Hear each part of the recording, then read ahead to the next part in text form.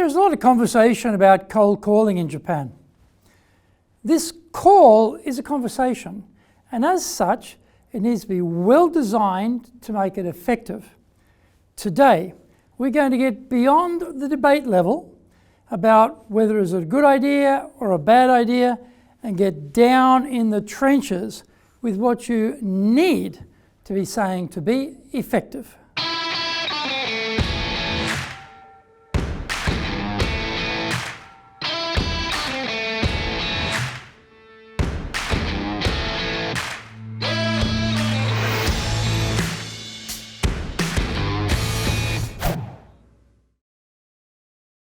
Welcome back to this weekly edition every Monday of the Cutting Edge Japan Business Show.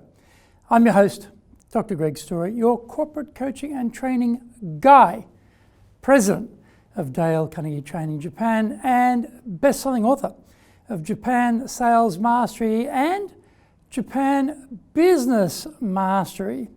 We are bringing the show to you from our High Performance Center in Akasaka, in Minato-ku, the business center of Tokyo. Why the cutting edge?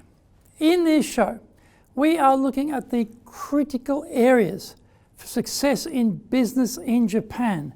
We want to help advance everyone's thinking so that we can be at the forefront, the cutting edge of how to do business here and flourish in this market. Before we get into this week's topic, here is what caught my attention lately.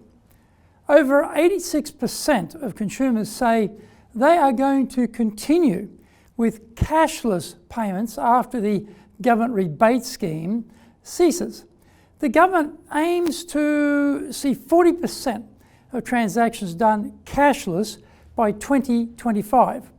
Of those aged over 60, 96% are using credit cards, compared to 75% of those aged in their 20s.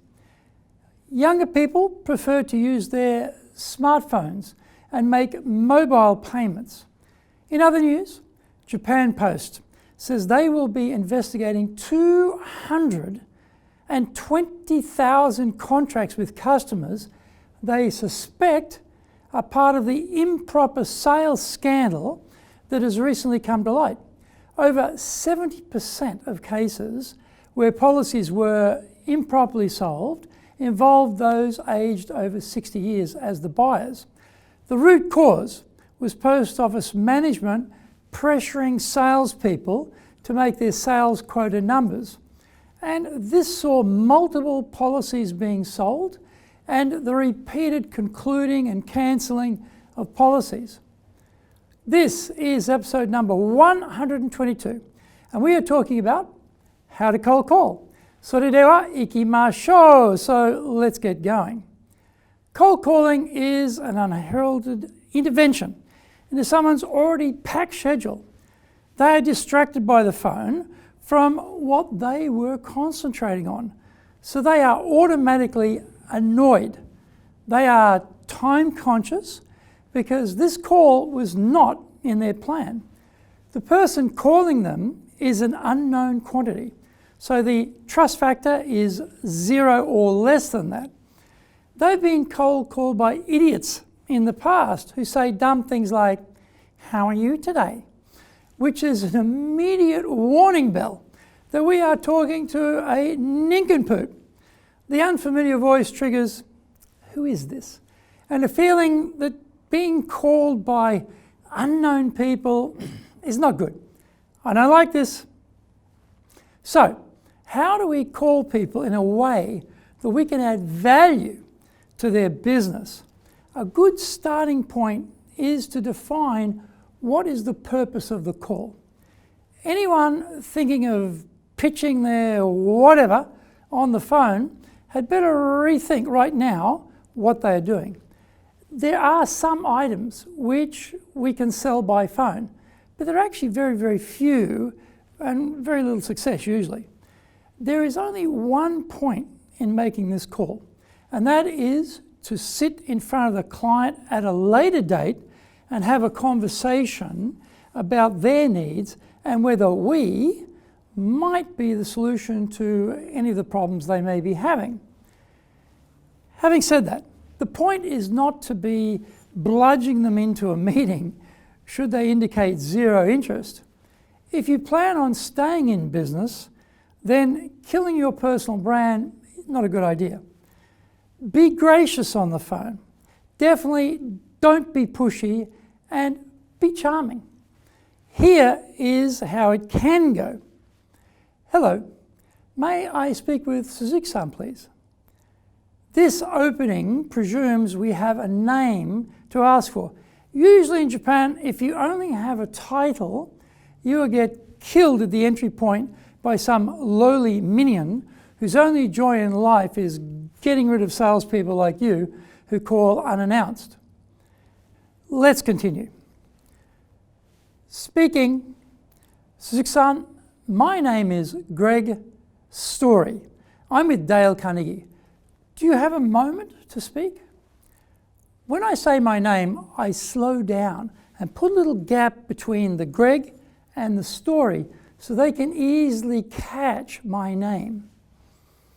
I ask for permission to speak with them, respecting their schedule. If they're too busy to speak, it won't matter what I say. I will only be annoying them and will blot my copybook for a later call. If they are too busy at that point, then I say, thank you for letting me know. I will give you a call back later in the week. I don't ask for a day or a time because they have already told me they are busy, and I want to show I respect their schedule. Find out more. We come back from the break. If you want to sell more and do it more easily, do the Winning with Relationships selling course. If you can't build trust, no sale. Can't design excellent questions to understand the client's needs, no sale. Can't present the solution convincingly, no sale. Can't handle objections properly, no sale. Can't close, no sale. Master the sales process by doing the Winning with Relationships selling course now in either Japanese or English.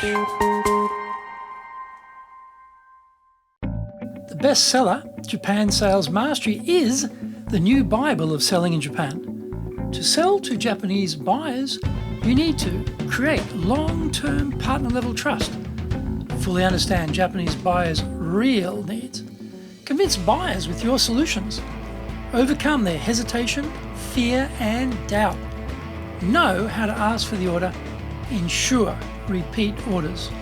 This book is the product of 30 plus years in the trenches selling in Japan.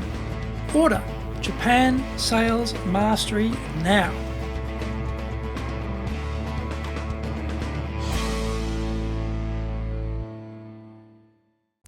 Welcome back.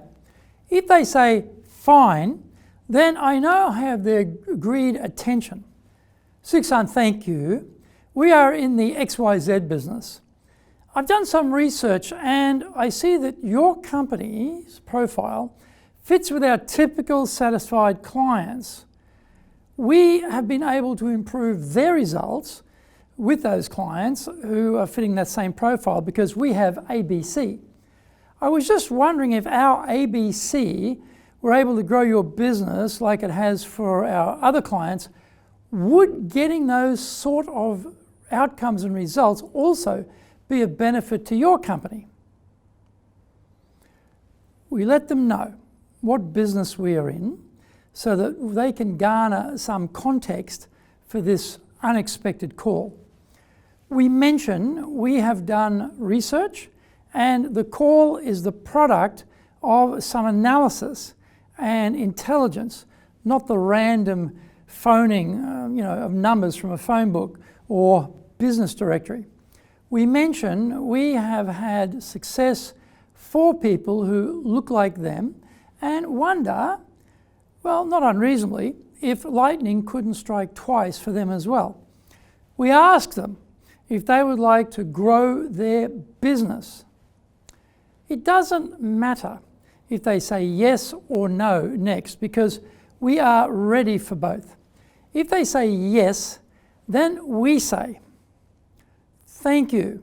I'm not sure if what we have is a perfect fit for you or not, but let me swing by and show you what we have and how it works. Then you can make a judgment if it is helpful or not.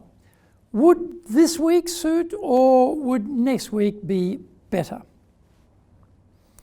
We are polite and thank them for their agreement to continue. We are not pushy, and we readily acknowledge this may not be suitable, but we at least want to give them the chance to make that judgment. This week or next week is an alternate choice, the answer to which is an agreement to meet, rather than a yes or a no. If they nominate a week, then we move to the next stage and we suggest a choice of days.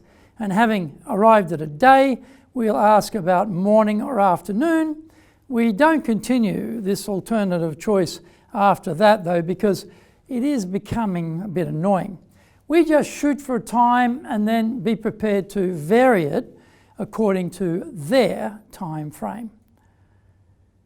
If they say no to wanting to improve the results for their business, we say, well, thank you for telling me. May I ask you why you say that? And then we shut up and say absolutely nothing. There may be 1,000 good reasons why they don't want to meet, and we should be prepared to accept the referee's decision and not try to force the issue. They may say something, however, which allows us to reframe the value of meeting, and we can carry on asking about getting together this week or next week, and so on. Remember, a no is not no. It's not right now, not in this budget cycle, not in this market, not in the firm's current situation, not at this period of the financial year.